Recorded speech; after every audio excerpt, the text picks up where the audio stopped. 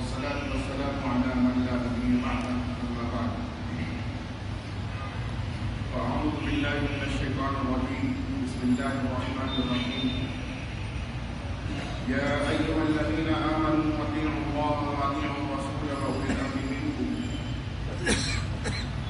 فإن تنازعتم في شيء فردوه إلى الله والرسول إن كنتم تؤمنون بالله واليوم الآخر ذلك خير وأحسن تأويلا. وقال النبي صلى الله عليه وسلم تركت فيكم أمرين لن تضلوا ما تمسكتم بهما كتاب الله وسنة نبيه أو كما قال عليه الصلاة والسلام.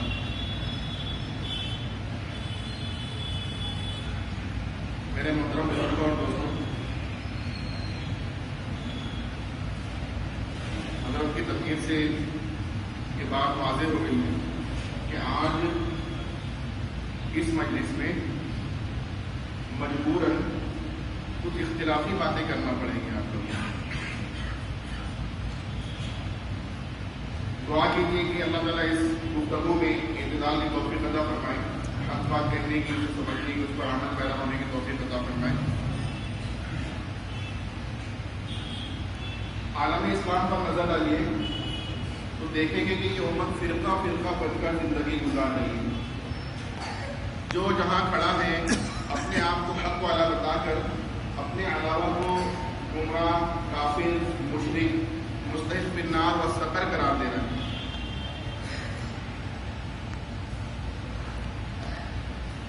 اس حالت میں بھی کچھ باتیں ہمارے لیے پلس پوائنٹ ہیں.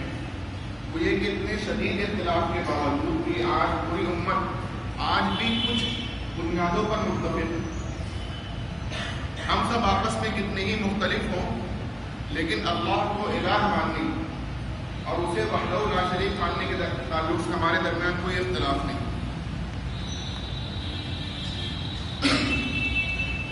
حضرت محمد مصطفیٰ صلی اللہ علیہ وسلم کو اللہ کا نبی ماننے اور آپ کو خاتم الانبیاء ماننے کے تعلق سے ہمارے درمیان دو رائے نہیں. ہم سب مل کر قرآن کو اللہ کی کتاب مانتے ہیں اور اسے قیامت تک کا دستور بھی مانتے ہیں. اس تعلق سے بھی ہمارے درمیان کوئی اختلاف نہیں. بطور دین ہم سب اسلام کو قبول کرتے ہیں اور اس دین کے کامل و مکمل دین ہونے کے تعلق سے ہمارے درمیان کوئی اختلاف نہیں ہے. میرے دوستوں، ان پختہ بنیادوں پر اتفاق کے بعد اختلاف نہیں ہونا چاہیے، لیکن اختلاف ہے اور شدید ہے. ابھی بتایا کہ اتنا شدید ہے کہ جو جہاں کھڑا ہے اپنے آپ کو حق والا بتا کر اپنے علاوہ کو کافر، مشرک، گمراہ، مستحق بالنار و سقر قرار دے رہا ہے. میرے دوستوں، اسی اختلاف کی نوبت یہاں تک پہنچی ہوئی ہے کہ ہم میں کا وہ جو مشرہ ہوتا ہے باضابطہ اس کا سر ڈھکا ہوتا ہے. مسلم اسے کیا مسلم جانے، غیر مسلم بھی اس کو دیکھ کے پہچان جاتا ہے کہ مسلمان ہے. ایسے بندے کو سلام کا تو جواب نہیں دیتا ہے، جیسا کوئی نظر آئے تو سلام نہیں کرتا ہے. بہرحال چند بنیادیں جو بتائی گئی ان میں بھی اتفاق کے بعد اختلاف ہے. کیوں ہے؟ اس کی بہت ساری وجوہات ہیں، لیکن آج کی مجلس کی مناسبت سے میں آپ لوگوں کو دو بڑی اور اہم وجہ بتاؤں گا کہ جس کی وجہ سے اختلاف ہوا. اہل اسلام کہلوانے والے مختلف فرقوں نے دو بڑی غلطیاں کی ہیں جس کی وجہ سے وہ الگ کھڑے ہو گئے جا کر. پہلی غلطی ان لوگوں نے یہ کی کہ پیمانہ حق کو باطل کو ساختہ بنایا ہے. جتنے بھی اسلام کے ماننے والے ہیں اس کے اندر یہ حق پر ہے، ناحق ہے، یہی صحیح ہے یا غلط ہے، اس بات کے جانچنے اور ناپنے کے لیے جو ترازو بنایا، جو پیمانہ بنایا، وہ ان کا اپنا خود کا بنایا ہوا تھا. شریعت نے ان کو نہیں دیا کہ یہ پیمانہ ناپ لیجیے. کسی نے پیمانہ حق کو باطل عشق رسول کو بنایا، کسی نے پیمانہ حق کو باطل حب اہل بیت کو بنایا، کسی نے پیمانہ حق و باطل قرآن اور صحیح حدیث پر چل لینے کے دعوے کو بنایا. ہم یہ کہنا چاہتے ہیں کہ یہ تمام چیزیں عشق رسول، حب اہل بیت یا کتاب و سنت پر عمل کا دعویٰ یا عمل کر لینا، سب کا تعلق دین سے ہے، لیکن یہ پیمانہ نہیں۔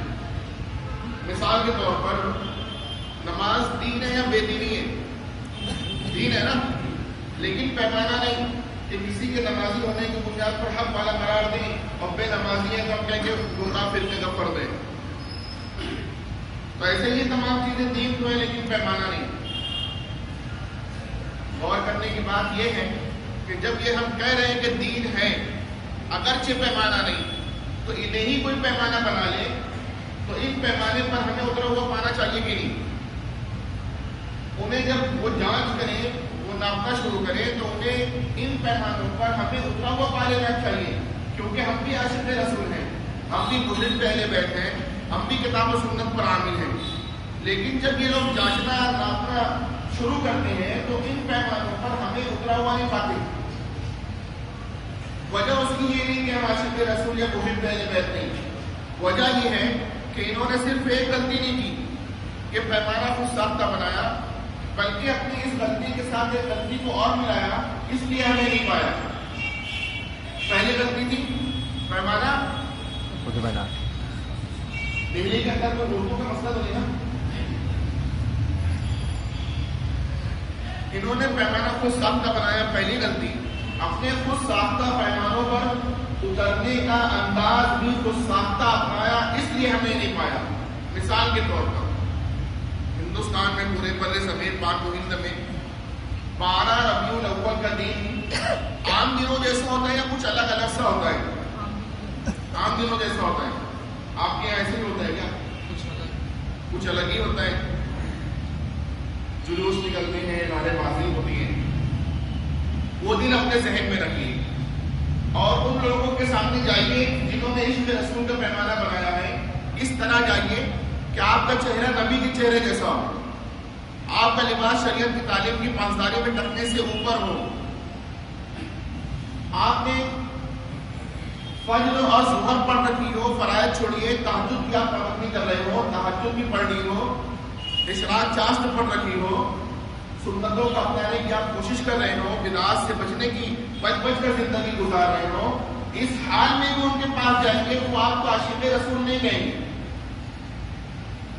اس کے برعکس ایک شخص جائے گا اس حالت میں کہ اس کا چہرہ مونڈا ہوا، اس کا لباس ڈھکنے سے نیچے لٹک رہا ہے، نوافل چھوڑے فرائض تک اس کی زندگی سے غائب ہے، فجر نہ پڑھے، ظہر نہ پڑھے، سنت کو جانتا پہچانتا کہ بدعات و خرافات میں زندگی الجھی ہوئی ہے، وہ ان کے جلوس میں جا کر چند نعرے لگا لے گا تو ان کے نزدیک وہ عاشق رسول کہلانے کا مستحق، آپ کو گستاخ رسول کا خطاب ملے گا۔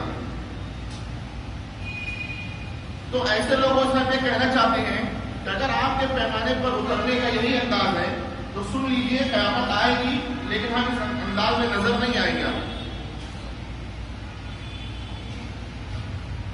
کچھ لوگوں نے حب اہل بیت کا ڈھونگ رچایا، آپ ان کے سامنے یوں چلے جائیں کہ حق کی آبیاری کے لیے اپنا مال لگا رہے ہوں، اس کے دفاع میں اپنی جان، اپنے احباب، اپنے اولاد تک کو قربان کر دے رہے ہوں، اس کے بعد بھی ان کے نزدیک آپ حسینی کہلوانے کے مستحق نہیں، آپ کو حب اہل بیت قرار نہیں دیا جائے گا۔ ہاں، حب اہل بیت کا ڈھونگ رچا کر صحابہ کرام کو نعوذ باللہ کافر کہنا، حضرات شیخین پہ تبرہ کرنا، ماتم و نوحہ کرنا، گریبان چاک کرنا، منہ نوچنا کا شیوا ہو تو بلا شرکت غیر آپ کو حب اہل بیت قرار دیا جائے گا۔ ان سے بھی ہمارا یہ کہنا ہے کہ یہ اگر آپ کا انداز کو اپنے پاس رکھیں، ہم آپ کے اس انداز کو کبھی نہیں اپنائیں گے۔ کچھ لوگوں نے قرآن اور صحیح حدیث پر چلنے کا دعویٰ کیا، ان کے سامنے آپ کیوں چلے جائیں؟ یہ جانا تھوڑا گہری بات ہے، علماء کرام خاص توجہ دیں۔ اس طرح چلے جائیں کہ جہاں کتاب و سنت کی آیات و روایات میں تعارض نہ ہو، نصوص میں تعارض نہ ہو، آپ ایسی ہر نص پر عمل کرنے والے ہو، لیکن اگر کہیں نصوص میں بظاہر تعارض ہو جائے تو آپ کسی اہل کی نگرانی میں ایک پہلو پر عمل کرتے ہوئے دوسرے پہلو پر عامل کو بھی حق والا جان رہے ہوں، تو آپ دیکھیں کتاب و سنت کا کوئی گوشہ نہیں چھوٹ رہا ہے آپ سے۔ اس حالت میں بھی آپ کو کتاب و سنت پر عامل نہیں کہیں گے.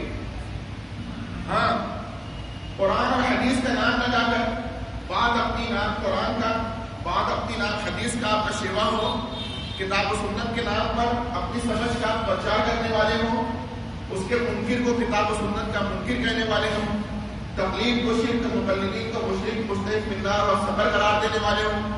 میرے دوستوں, اسلاف امت خصوصاً ائمہ امت کی شان میں زبان دان تلاش کرنے والے ہوں, تو پھر آپ کو بلا شرکت غیر کتاب و سنت پر عامل قرار دیا جائے گا. تو ایسے لوگ بھی سن لیں کہ انشاءاللہ قیامت آئے گی, ہم آپ کو اس انداز میں نظر نہیں آئیں گے. قیامت تو آئے گی لیکن ہم ایسے نظر نہیں آئیں گے آپ کو قیامت تک انشاءاللہ. بہرحال باتیں سمجھ آ رہی نہیں آ رہی. عشق رسول کا پیمانہ کن لوگوں نے بنایا ہمارے معاشرے میں؟ بریلوی. بریلوی. حب اہل بیت کا ڈھونگ کن لوگوں نے رچایا ہے؟ شیعہ رافضی. قرآن اور صحیح حدیث پر چلنے کا دعویٰ کن لوگوں نے کیا ہے؟ غیر مقلدی. یہ پیمانے ان کے پیمانے ہیں, ہمارا پیمانہ کیا ہے؟ مان علیہ واصحابہ. سن کر نہ بولیں, جو نہیں سنے ان کو موقع دیں. ٹھیک ہے, ایک سوال میں کرتا ہوں آپ لوگوں سے.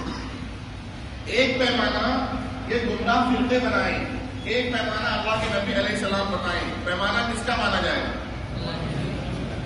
اللہ کے نبی علیہ السلام نے پیمانہ بتایا ہے, ہم لوگ جانتے اور مانتے بھی ہیں, لیکن بطور پیمانہ ذہن وہاں ہمارا جاتا نہیں ہے, اس کا استحضار نہیں ہوتا ہے. اللہ کے نبی علیہ السلام نے فرمایا کہ تم لوگ بنی اسرائیل کی طرح ضرور متفرق ہو کر رہو گے, فرقہ فرقہ بن کر رہو گے. دونوں کی برابری اور ایک جیسا من ایسا ہوگا جیسے دو پیر کی جوتیاں. بنی اسرائیل 72 فرقوں میں منقسم ہوئے, میری امت 73 فرقوں میں بڑھ جائے گی, سب جہنم میں جائے گے سوائے ایک کے. جب آپ نے گفتگو یہاں تک کی تو سوال پیدا ہوتا ہے. کیا سوال پیدا ہوتا ہے؟ آپ نے فرمایا سب جہنم میں جائیں گے سوائے, تو کیا پوچھا جائے گا؟ سوال ایک نہیں بنتا ہے, سوال دو بنتا ہے. صحابہ کرام نے ایک پوچھا تھا, سوال یہ بھی بنتا ہے کہ جہنم میں کون کون جائیں گے, سوال یہ بھی بنتا ہے جنت میں کون جائے گا. وہ تو اللہ نے صحابہ کو نبی کی صحبت کے لیے چن لیا تھا. ہم جیسے لوگ اگر ہوتے نا تو وہ یہ نہیں پوچھتے جنت میں کون جائے گا, یہ پوچھتے جہنم میں کون کون جائے گا. کیونکہ ہم لوگوں کو اپنی فکر نہیں ہوتی, دوسرے کی فکر ہوتی ہے. صحابہ کرام نے ایک فکری سوال کیا اور یہ پوچھ لیا کہ جنت میں کون جائے گا, اور جواب ایک مل گیا, پیمانہ ایک مل گیا. آپ نے فرمایا ما انا علیہ واصحابی, جس پر میں ہوں اور میرے صحابہ ہیں, ایک پیمانہ ہے. اب اس پر جانچا جائے گا, اس پر ناپا جائے گا. کس کو؟ خود کو یا دوسروں کو؟ خود کو. اگر یہ پوچھ لیتے کہ 72 کون کون جہنم میں جو جانے والے ان کی نشانیاں, تو ایک لسٹ بنتی اور وہ لسٹ لے کر ہم دوسروں کی جھرنی لیتے. لیکن ہوتا ہی کیونکہ ہمارا فیصلہ صحیح نہیں ہوتا, کیونکہ ہم سب کو پتہ ہے کہ جتنا ہم اپنے آپ کو جانتے ہیں, ہمارے والدین ہماری بیٹیاں بھی نہیں جانتی اتنا ہم کو. تو جب کوئی ہم کو صحیح جانے گا نہیں تو جانچے گا کیسے؟ ایک فطری پیمانہ مل گیا. صحابہ کرام نے یہ پوچھ لیا کہ جنت میں کون جائے گا, ایک پیمانہ ملا, اس پر ہم اپنے آپ کو جانچیں. اور یہ آج کی مجلس اپنے آپ کو جانچنے کی ہے. بات سمجھ آ رہی ہے؟ آج جو بات سمجھائی جائے گی تو آج کی مجلس کے لیے ہم کوئی ایسا خطاب نہیں کر رہے ہیں, ہو سکتا ہے انداز اس طرح ہو کہ ہم انگلی اٹھا کر کسی کو کہیں تم گمراہ ہو. نہیں, ہم یہ بتانا چاہتے ہیں کہ آج کی مجلس میں بیٹھ کر آپ کیوں ہی ہماری بات نہ مانیے, بلکہ اگر بات صحیح ہو اور بات صحیح ہو, پیمانہ صحیح ہو, انداز صحیح ہو, تو آپ اپنے آپ کو جانچیں. اگر غلط جگہ کھڑے ہیں تو صحیح جگہ آ جائیں, صحیح جگہ پر ہے تو جم جائیں, اور جو نہیں ہے اس کو آر دلانے کے بجائے اس کو لانے کی کوشش کریں. بات سمجھ آ رہی ہے؟ جی. بہرحال آپ اللہ کے نبی علیہ السلام نے فرمایا ما انا علیہ واصحابی, جس پر میں ہوں اور میرے. یہ پیمانہ ہمارا خود کا بنایا ہوا ہے, یہ اللہ کے نبی علیہ السلام کا بتایا ہوا ہے. اللہ کے نبی یہ پیمانہ وہ پیمانہ ہے جس پر ہر پیمانے قربان.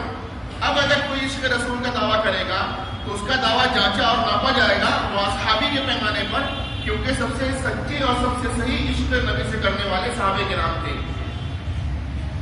اگر کوئی اپنے آپ کو محب اہل بیت کہے گا، ہم دھوکہ کھانے والے نہیں، بلکہ اسے جانچیں گے وہ اصحابی کے پیمانے پر، کیونکہ اہل بیت سے محبت کرنے والے، صحیح محبت کرنے والے، سچی محبت کرنے والے، سب سے زیادہ محبت کرنے والے صحابہ کرام تھے. اگر کوئی کتاب و سنت پر عمل کا دعوے دار بنے گا تو اس کو بھی جانچا جائے گا وہ اصحابی کے پیمانے پر، کیونکہ کتاب و سنت پر صحیح طور پر عمل کرنے والے صحابہ کرام تھے. بات سمجھ آ رہی ہے؟ تو ہم بھی اگر اپنے آپ کو کچھ دعوے کا پابند سمجھ رہے ہیں کہ میرے اندر بھی یہ خوبی، اس خوبی کو ناپیے صحابہ کے ذات کو لا کر سامنے. بہرحال اس پیمانے کو آپ سمجھنے کی کوشش کیجیے. اس وقت سے کچھ گفتگو شروع ہوگی، اخیر تک ایک انداز شریعت پہ عمل کرنے کا ہم آپ کو بتائیں گے، اور آخر میں اس پیمانے کے اندر، اس پیمانے اور اس شریعت پر عمل کرنے کے انداز میں مطابقت بتلائیں گے. اگر مطابقت ہے کہ کتاب و سنت پر ہم صحیح طور پر عامل ہیں تو اس کو اپنایا جائے، اپنائیں گے تو جم جایا جائے، اور اگر چھوڑ رکھا اس طرز کو تو فوراً پکڑ لیا جائے اس سے پہلے کہ موت آ جائے. بات سمجھ آ رہی ہے؟ تو آپ دیکھیے یہاں پر یہ بورڈ پر کچھ چیزیں بتائی جائے گی. ہو سکتا ہے بعض لوگوں کو نظر نہ آئے تو بہت وسعت میں مسجد کے اندر اوپر نیچے بھی اپنے آپ کو ایڈجسٹ کر لیں. آپ دیکھیں ادھر اس کو یہ کریں